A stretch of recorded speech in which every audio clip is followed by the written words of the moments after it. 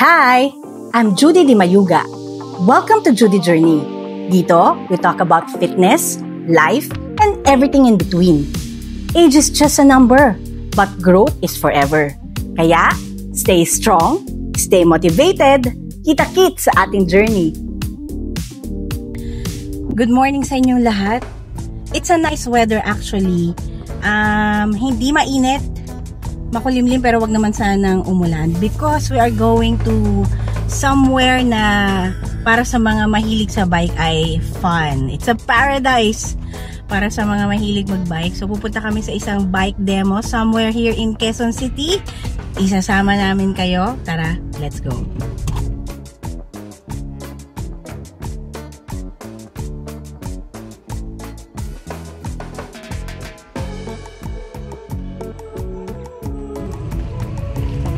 Sa ating destination.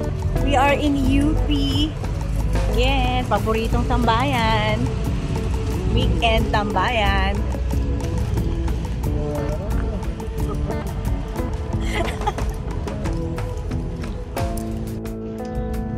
Alam nyo, hindi ko alam kung December na ba.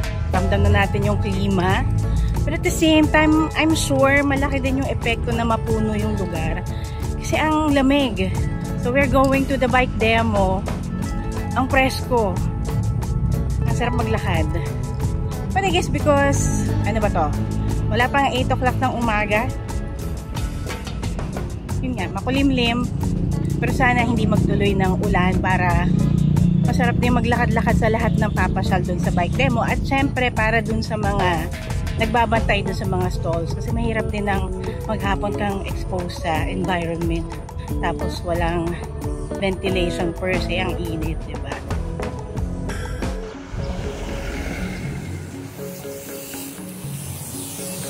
O isang stick ate. Kat isang dynamite. Magkano po? 25. Yun, babalik na ulit tayo sa pagpunta sa ating tunay na Pakay. Pero ang hirap kasi mahirap i-resist ang halina ng kwek-kwek ng fishball at ng pancit canton. Pero in all fairness, isang order na lang ako ng pancit canton, di katulad dati, dalawa ako, diba? So, nagbawas-bawas din tayo ng kain. Siya. Tayo pumunta na.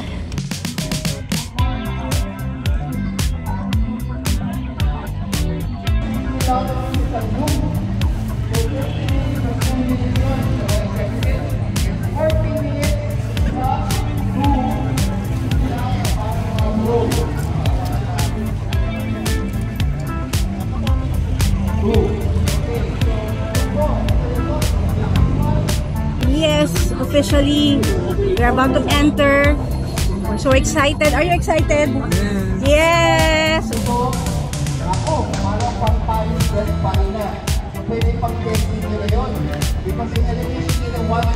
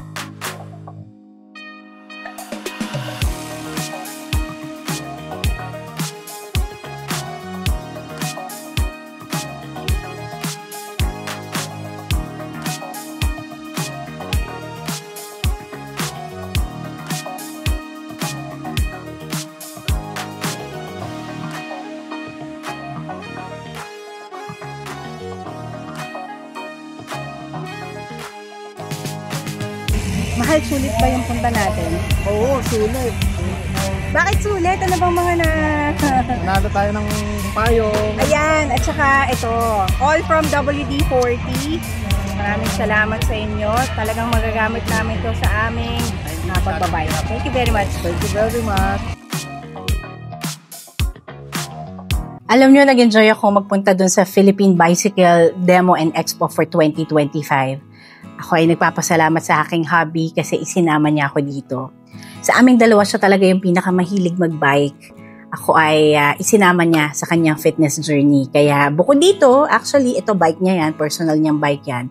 Mayroon pa kami ibang mga bikes doon. At saka yung nakikita niyo nga gamit ko pang exercise, no, yung stationary bike. So, onti-onti ay nag-i-invest din kami talaga sa aming mga gamit para sa fitness. Yung nakakatawa doon, ang daming mga masarap makita at nakakatempt na bilhin ng mga bagong mga gamit para pagandahin ang iyong biking experience. Nandun ang mga apparel, nandun yung mga pwede mong accessories para gamitin, ma-enhance ang iyong bisikleta at pati syempre yung iyong experience sa fitness. Nandun, halos lahat na ng kailangan mo nandun. At ang maganda pa doon ay discounted siya. Tapos ang nakakatuwa doon, we were able to watch one of the sponsors na nagpa-games. Ito yung WD-40. So maraming salamat WD-40. Nanalo kami ng isa sa mga top 5 prizes nyo doon. Alam nyo, during that pag-games nila, meron akong 2 lessons na natutunan doon. Una, kapag para sa'yo talaga ang isang bagay, para sa'yo talaga yon. Bakit ko nasabi yon? Kasi nga, ang WD-40 ay nagpa-contest at gustong-gusto namin makuha yung prize doon sa mga major prize na yon. Kasi isang set siya ng degreaser, parang all condition na pang maintenance. Nandyan yung pang para sa mga wet season, dry season na mga products nila. So, maganda yung lineup ng mga products sa prices nila. At gusto namin makuha yun, syempre, kasi para sa bike maintenance. Eh, sabi nga nung host, no, at least 1,500 pesos yung worth nun. Eh, kung bubibilhin mo rin yun, hindi rin biro yung presyo, no. So, nandun na ako, nakaabang na ako. Ako yung unang natawag, I think that was 3rd question na napapunta ako sa unahan. At tinawag ako nung host sa akin binigay yung mic. Pero mali yung sagot ko. Imbis na all condition ang nasagot ko dun sa isa nilang tanong, ano yung product na tinatanong nila na dapat ginagamit yung product nila na yun. Ang nasabi ko, all maintenance. Nako, di mali. Eh di, yung aking hubby, no, pagtingin ko sa kanya, si Jason, sabi nga niya mali, tapos sinabi niya sa kanya yung tamang sagot. Sinabi ko pa yung sagot out loud. So I thought, ng ibang mga contestants na nakapila, puro sila kalalakihan, ako lang yung mag-isang babae umakit sa stage, take note. Akala ko yung 4 na yun, alam nila yung sagot. Pero ni isa sa kanila walang nakakuha ng sagot. So dahil ako ay nandun pa rin sa stage, di ako umalis, finally, nakuha ko yung sagot, no, all condition. So, sa akin din, in the end, napunta yung prize. So, nakakatuwang lesson yon for me. Una ay, yun na nga, pag para sa'yo talaga, ay para sa'yo talaga. Kasi, yun na nga, I had a chance, mali yung sagot ko, may 4 na iba pang contestants na nag-attempt, mali din ang sagot nila. And then, I had another chance, and yun, nakuha ko na siya. So, ganun din, no? Actually, totoo nga rin naman talaga kung para sa'yo, pero hindi yun magiging sa'yo kung hindi mo siya ilalaban. So sa akin, I was proud of myself, I was proud of our teamwork kasi inilaban namin siya. So nakakatuwa yun. But there was also another lesson that I observed during the competition. Kasi may isang contestant doon, kasabayan ko pa siya, no? Nakikipag-unahan din ako sa kanya. But I was observing him, one of the contestants, every time na magtatanong yung host at yung sponsor, yung WD-40 ng question, imbis na tatakbo na siya papunta sa host para mapansin siya, nagtataas siya ng kamay. Ang tendency nun ay nauunahan siya ng ibang mga contestants at sa kanila napupunta yung premyo. So imagine mo yun na 5 major prizes yun, wala siyang nakuhang isa. Tumatak sa akin yung incident na yun. It really made me realize na hindi ka dapat nagpapaalam palagi.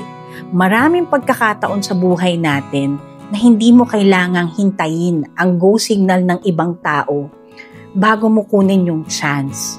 Dahil pag mag-iintay ka sa ibang tao, mauunahan ka ng ibang tao. At yun ay naging malinaw sa akin. So, ang gandang lesson sa akin nun, at isinishare ko siya sa inyo, you don't need permission from other people to go for your dreams.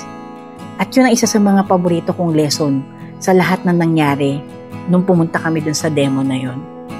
Overall, it was a wonderful experience. Palagi kami pumupunta ng aking hubby dun. 3 years in a row na. Hindi namin namimiss yun. And I always look forward na makasama ako dun kasi that is also an opportunity for us to bond mag-asawa. Initially, I started as just supporting yung hobby ni hubby. But then eventually, nagustuhan ko na rin siya.